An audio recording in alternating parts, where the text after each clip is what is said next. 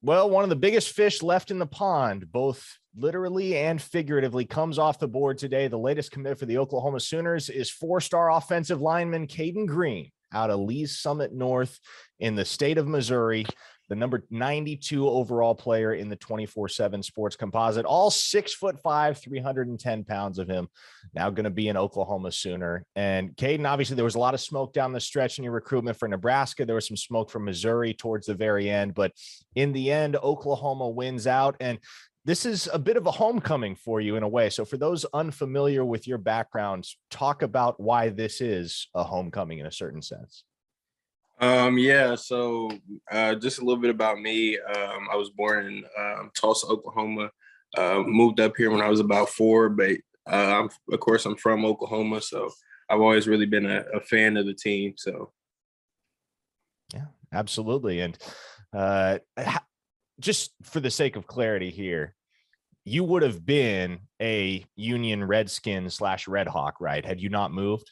Yeah, correct. Okay. So yeah, there could have been an opportunity for you to team up with Jaden Rowe at some point, but obviously you settled in at Lee's Summit North, which has become a powerhouse on the Missouri high school football team, or on the high school football scene, excuse me, in recent years. But before we get into that, I want to dig into your experience as an individual in and around the University of Oklahoma all throughout the recruitment process. So for you personally, why Oklahoma? Why did that school ultimately appeal to you to the point where you were comfortable making it your home for the next 3, 4, 5 years?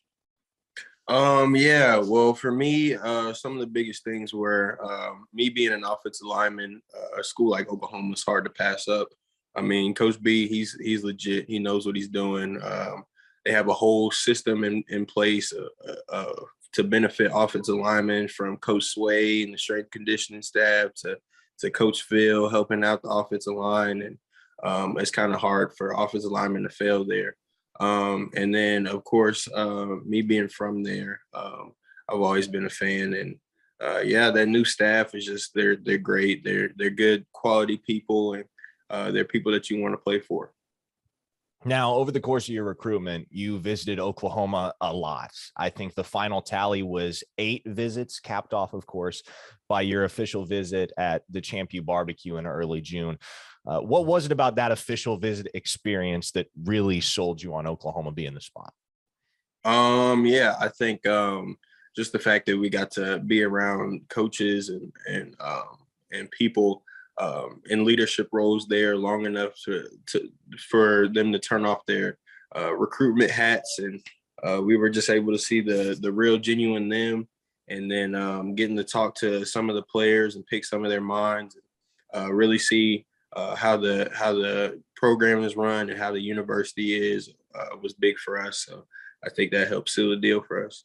Now, talk a little bit about Bill Bedenbaugh, because obviously he's one of the more revered offensive line coaches across the collegiate landscape. And he was the one that was building a relationship with you from the get-go. Obviously, he's going to be your positional coach at Oklahoma. So talk about your relationship with Coach B and how he was able to sell Oklahoma, not only to you, but to your family throughout the process. Yeah, well, I mean, he's been recruiting me for the last couple of years, and I've seen the recruiting side of him and the regular side of him, and talk to players. Like, what you see is really what you get with him. He's very genuine, very authentic, and then he'll coach you hard. But from the players I talk to, it's all out of love. Like he cares about his players, and you can definitely tell that. So.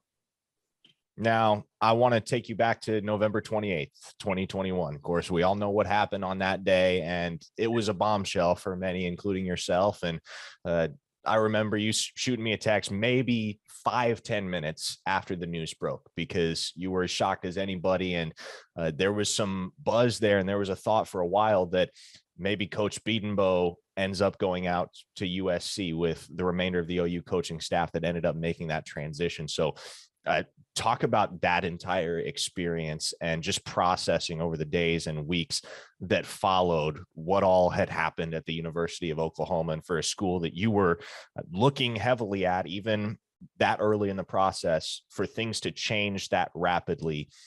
What was your perspective on the way all of that went down? Yeah, so I mean that was a shock to us, just like it was to everybody else, and it came out of nowhere. But we always knew if Coach B was still there, that Oklahoma was still high on my list. Even through the full coaching staff change, it would definitely, like I said, it was a shock. But as long as Coach B was there, then they always had a shot with us. So.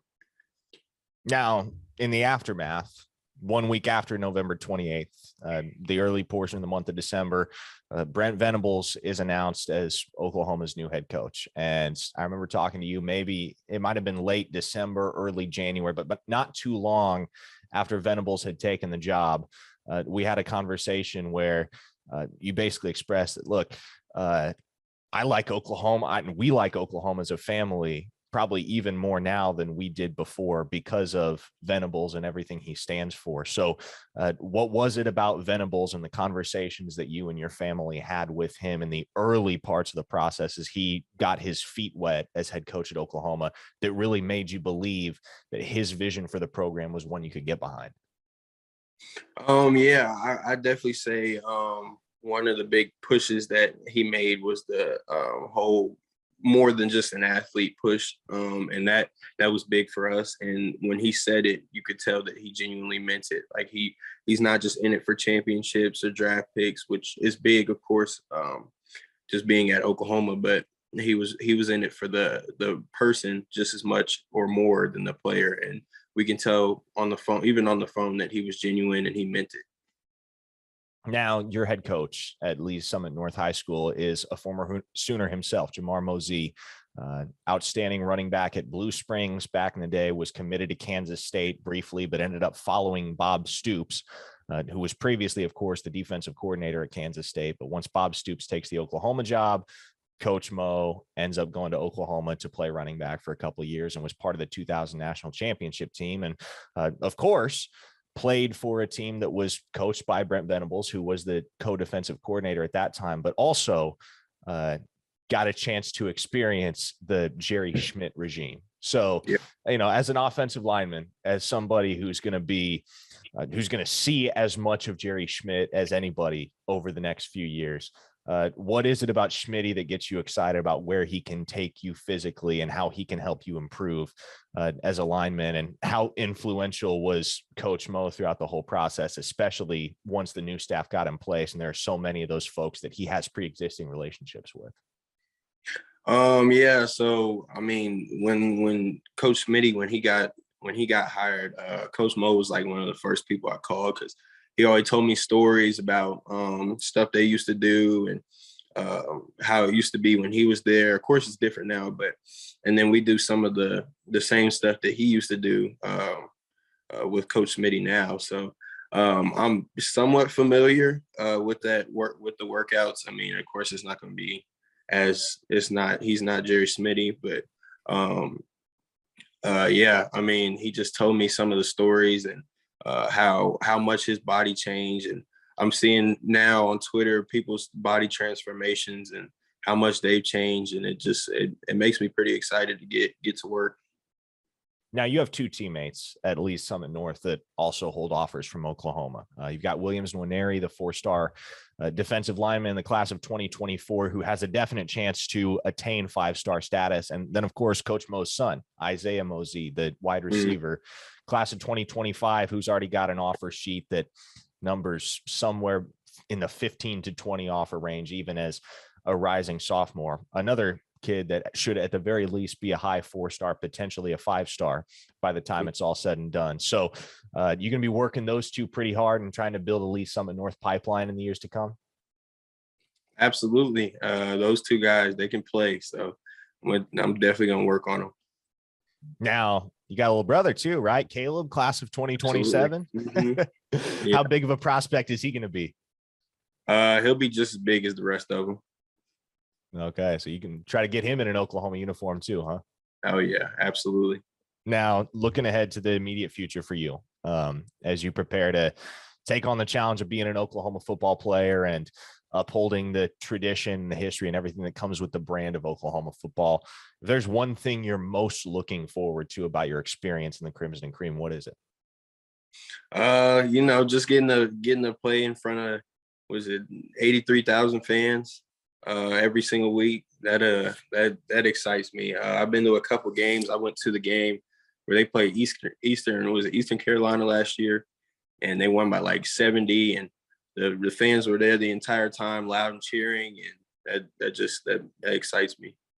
Now, last thing for you before we let you go. And I always kind of leave it at this for a new commit. What are some of the goals that you have for yourself as an individual, and what do you want to accomplish as a team once you get to Oklahoma and once you're in the locker room going to war with those dudes every day, whether on the gridiron or on the practice field, in the weight room? What are your goals for yourself, and what are your goals, things you want to accomplish as a team down the line? Yeah, I mean, a goal for myself is just to get on the field as early as possible. I feel like I can do that, and that's a goal for me.